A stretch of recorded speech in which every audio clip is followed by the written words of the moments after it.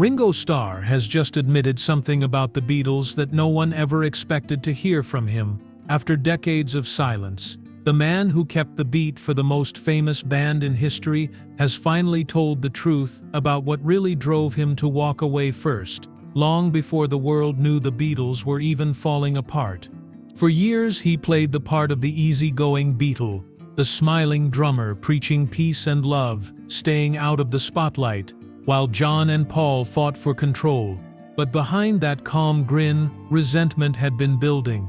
The jokes about him being the lucky one, the whispers that anyone could have sat behind that drum kit, they cut deeper than anyone knew. Now at 85, Ringo has confirmed the rumor that's haunted Beatles history for over half a century. He was the first to quit. Not John, not Paul, him. And what finally pushed him to that breaking point wasn't fame or money or music, it was something far more personal. Long before the headlines about the Beatles' breakup, the tension was already pulsing through the walls of Abbey Road. It was 1968, and behind the charm and laughter that made the group seem untouchable, something vital had begun to crack. Ringo Starr, the man who had always been seen as the steady one, the smiling drummer who balanced out Lennon's sarcasm, McCartney's ambition, and Harrison's quiet intensity, was beginning to feel invisible in the very band he'd helped hold together. From the outside, he looked content. The fans adored him, and his sense of humor made him a favorite in interviews. He waved, joked, and talked about peace and love. But behind that easygoing front was a man who had spent years standing in the shadows of louder personalities. Every magazine cover featured Paul's perfectionism or John's rebellion. George was growing bolder, fighting to be heard. Ringo rarely made headlines unless it was to be called the lucky one. That label followed him everywhere. The lucky Beatle. It sounded harmless, even affectionate, but it carried an edge. It implied that he wasn't there because of skill or artistry, but by chance. Few realized that before joining the Beatles in 1962, Ringo was already one of the most respected drummers in Liverpool, known for his tight timing and inventive fills. His style was minimalist yet distinctive, steady enough for pop, loose enough for rock, and unpredictable enough to make a song feel alive. When he joined John, Paul, and George, the chemistry was instant. He didn't just keep rhythm, he anchored their sound. Yet as fame exploded, that truth was slowly rewritten by the mythology that surrounded the band. Inside Abbey Road, Ringo began to feel the shift most acutely during the White Album sessions. Paul's approach had become exacting, and he often took charge of arrangements without consulting the others. He wanted precision, Ringo preferred instinct. On certain tracks, Paul even played the drum parts himself, convincing himself it was quicker or cleaner that way. Ringo watched silently, professional as always, but the unspoken insult lingered. He was no longer sure if his bandmates trusted his instincts or even wanted him there. The atmosphere had grown suffocating. John and Paul were at odds, each pulling the music in different directions. George had begun to resent how his songs were dismissed. The sessions stretched late into the night, with engineers whispering about tempers flaring and instruments slammed in frustration. Through it all, Ringo remained outwardly calm. He showed up on time, he played what was asked. But when he looked around the studio, the camaraderie that had once defined them was gone. They were no longer four brothers chasing a dream. They were four men trapped inside a machine that no longer ran on joy. He later admitted that he felt disconnected from the music and the people he was making it with. The fun had vanished, the laughter that once filled studio breaks had been replaced with silence. He would lay down a drum track, step outside to smoke, and hear arguments echoing through the hallways. The Beatles were splintering before anyone outside realized it, and Ringo was the first to feel it completely. Critics, meanwhile, continued to downplay his contribution. They called his drumming simple, missing how his restraint gave the songs their power. The syncopated rhythm of Ticket to Ride, the brushed beats on Something, the offbeat hi-hat patterns on Come Together. those were Ringo's fingerprints. His technique was never about showmanship, it was about serving the song.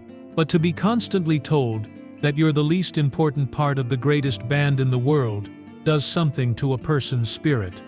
By the summer of 1968, that quiet ache had turned into something heavier. He began to question whether he even belonged in the band anymore. What had once felt like family now felt like obligation. He was expected to smile for cameras, keep time on command, and never complain. But even the most patient man has a breaking point. And for Ringo Starr, the man who had built his life around keeping the beat steady, that breaking point was coming. The peacekeeper was about to do the one thing no one expected. He was about to walk away first. By the middle of 1968, the Beatles were no longer the band that had changed music only a few years earlier. What had once been effortless collaboration was now strained by control, ego, and exhaustion. Ringo Starr, long regarded as the glue that held the group together, found himself surrounded by hostility he didn't recognize. Recording sessions at Abbey Road had become marathons of frustration, with tempers fraying over every note and lyric. The studio, once their sanctuary, had turned into a battleground. Paul McCartney's drive for perfection, while rooted in passion, had started alienating everyone around him. He would rehearse a song endlessly, insisting on precise rhythms and harmonies, even when the others were losing patience. George Harrison later recalled that the atmosphere was like school, with Paul giving orders that no one wanted to follow. For Ringo, who had always trusted instinct over instruction, the tension cut deep. He wasn't used to being told how to play his own instrument, yet now he found Paul re-recording drum parts or correcting his tempo. It wasn't just criticism, it was a quiet message that his contribution no longer mattered. John Lennon, meanwhile, had grown increasingly detached from the band's creative process. His relationship with Yoko Ono was consuming his attention, and he often brought her to the sessions, a move that unsettled everyone. Conversations that once sparked new ideas were replaced by silence. The warmth between John and Paul, the spark that had once driven their best work, was fading fast. Ringo could sense it in every take, every half-hearted laugh that echoed across the room.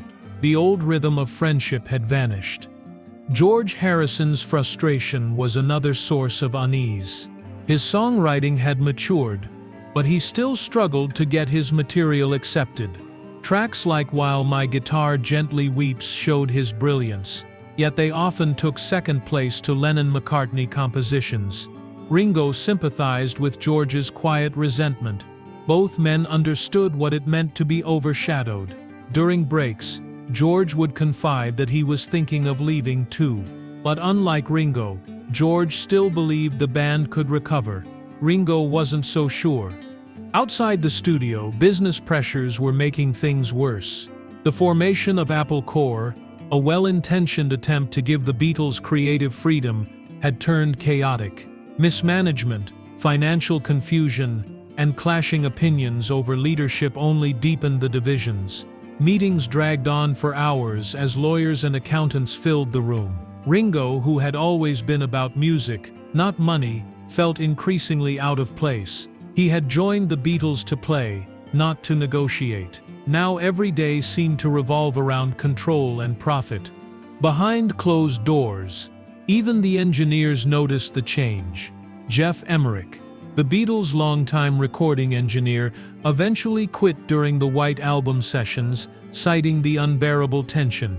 "It was no longer fun," he said later. For Ringo, that statement summed it up perfectly. The joy that once defined their work had evaporated. The music was still brilliant, but the feeling was gone. Every time he sat behind the drum kit, he could sense the weight in the room, a heaviness that no rhythm could lift. When the sessions stretched into the early morning hours, Ringo would retreat to the control room, listening in silence as arguments flared behind him. He rarely joined in. He had always been the mediator, the one who smoothed over conflict. But this time, even he couldn't fix what was breaking. The band wasn't simply tired, it was fractured beyond repair. He began to dread walking through the studio doors, unsure of what version of his bandmates he would face that day. Rumors of tension had started leaking to the press, but no one outside the studio understood how bad it had become. The Beatles were still the face of unity to the public, smiling on camera, delivering polished performances. But Ringo knew the truth. The smiles were masks. Behind them, the friendships that built the Beatles were quietly collapsing. Each take, each argument, each sleepless night pushed him closer to a realization he could no longer ignore. The harmony was gone, the brotherhood fractured, and the laughter replaced by silence. He had spent years keeping the rhythm for the greatest band in the world.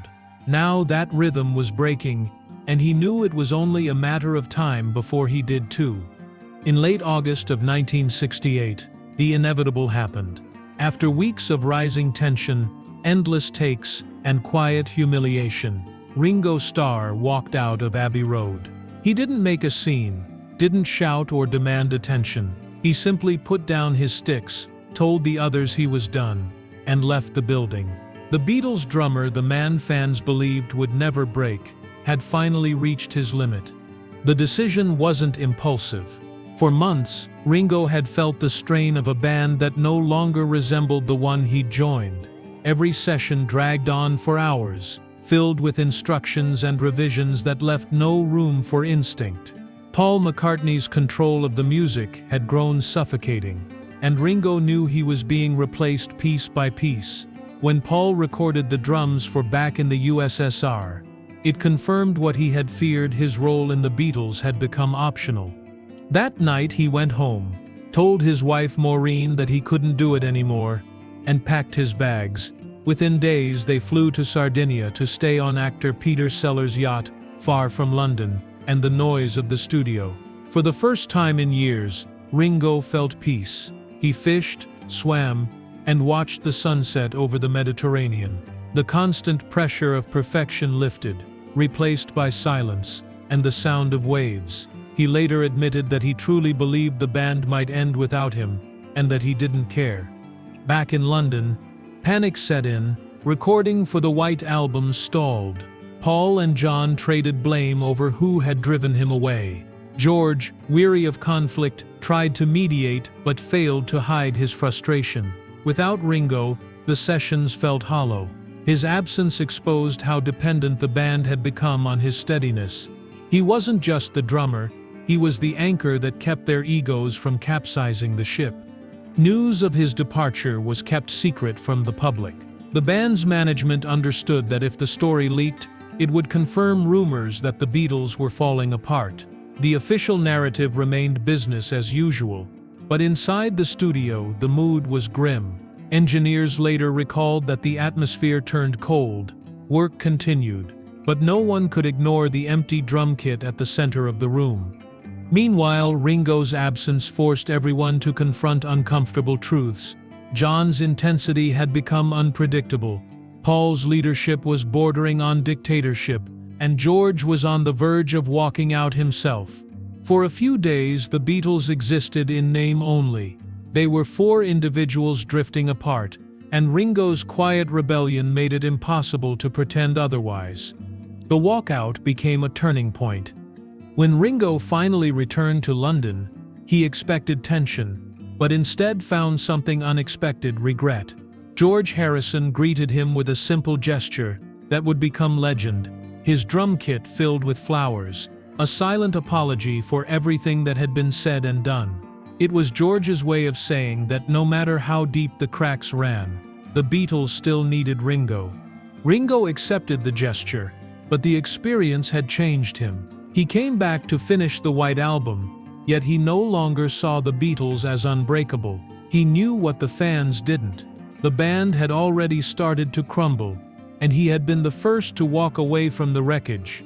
The walkout remained hidden for years, dismissed as rumor, until Ringo himself confirmed it decades later. He spoke without bitterness, only clarity. "I felt unloved," he said simply. Behind the world's greatest band, the man who had kept the rhythm steady had finally faced the truth that the rhythm couldn't save them anymore. When Ringo Starr returned to Abbey Road a few weeks later, nothing felt the same. The room was quieter, the air thick with guilt. The others were there, Paul adjusting levels at the mixing desk, George tuning his guitar, John pacing near the microphones, but the usual chatter was gone. Then Ringo saw it, his drum kit, neatly set up in the corner, overflowing with fresh flowers. The man who placed them there was George Harrison.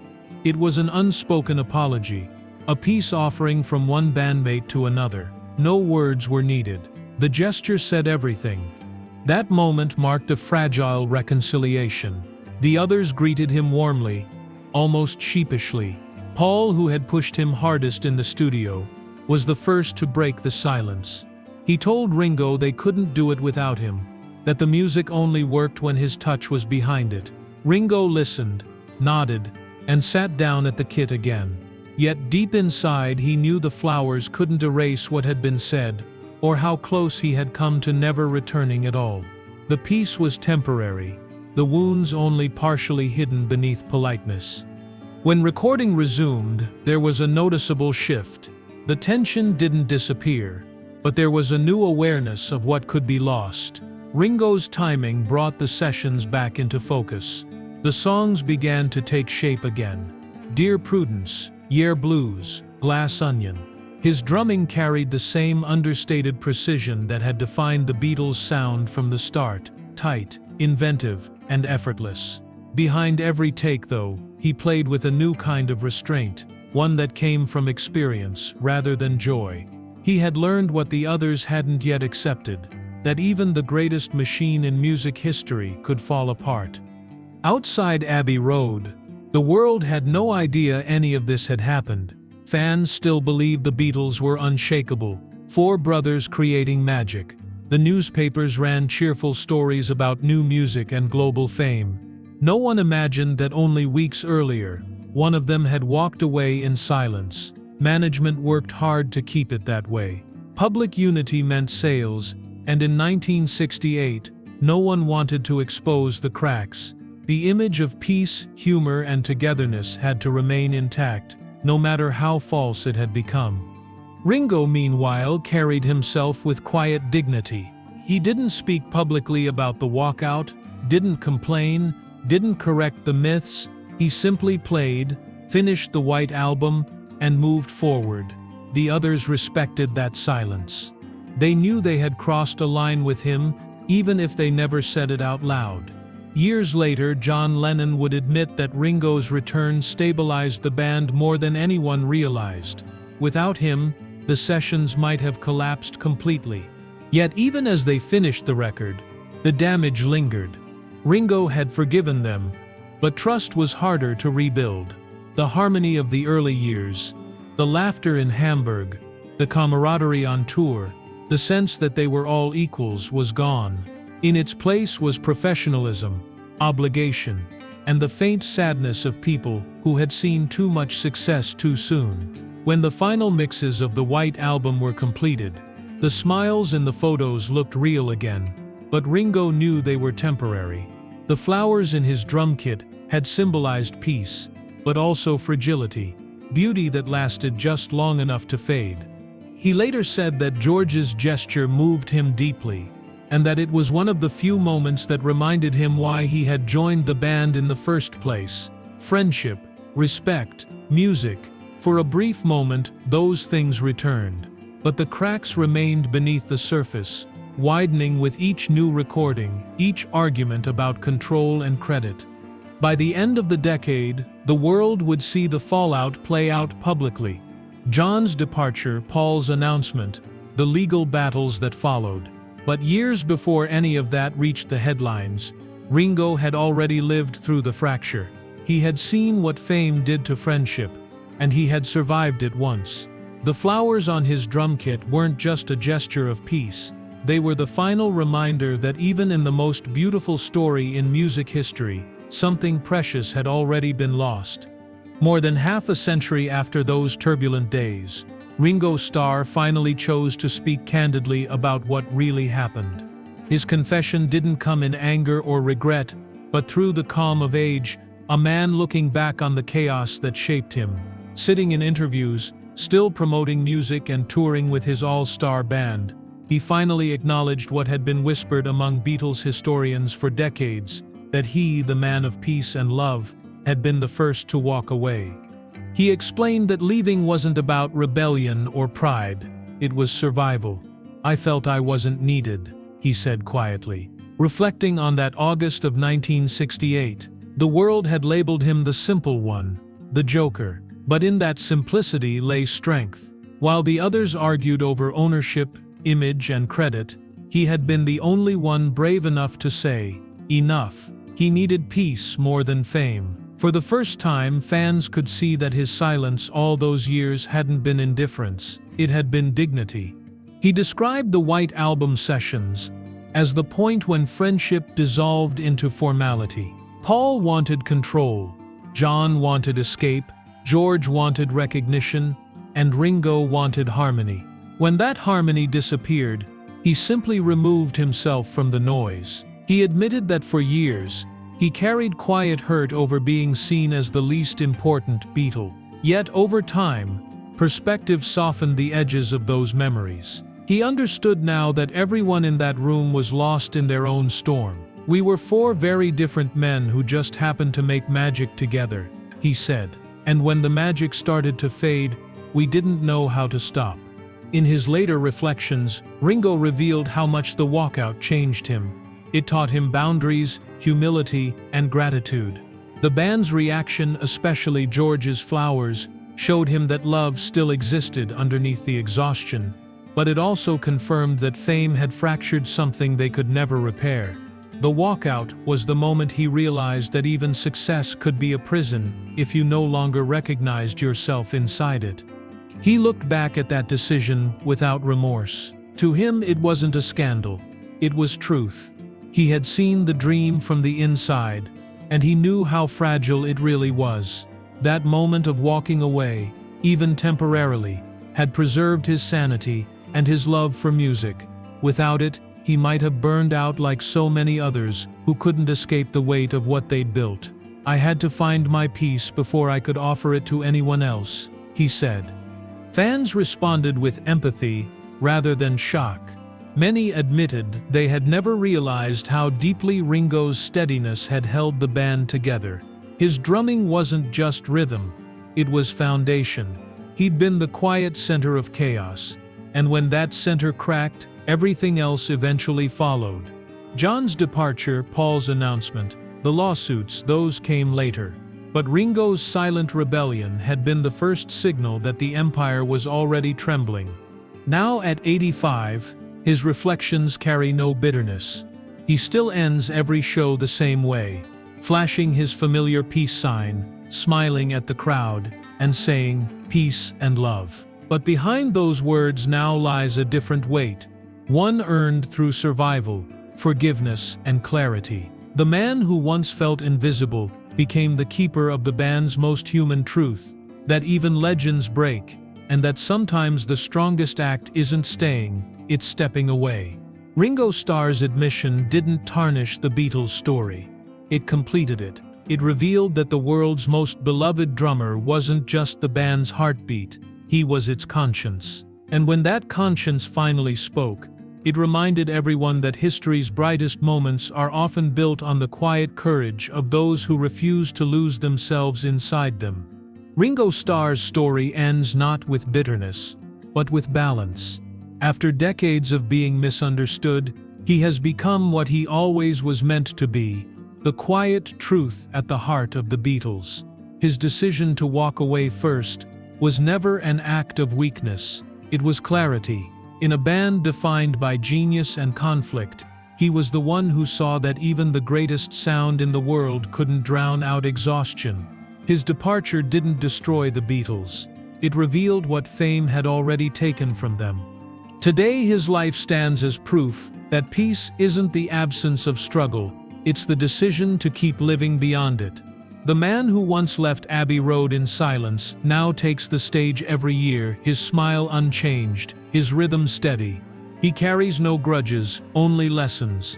What he gave the Beatles wasn't just drumming, it was stability, humanity, and grace under pressure. And when he finally admitted why he had walked away all those years ago, it didn't shock the world. It moved it. The quiet Beatle, the one everyone underestimated, had spoken the final truth about the band that defined a century. Even legends break, but rhythm, once found, never truly fades. For more emotional stories, check out this video.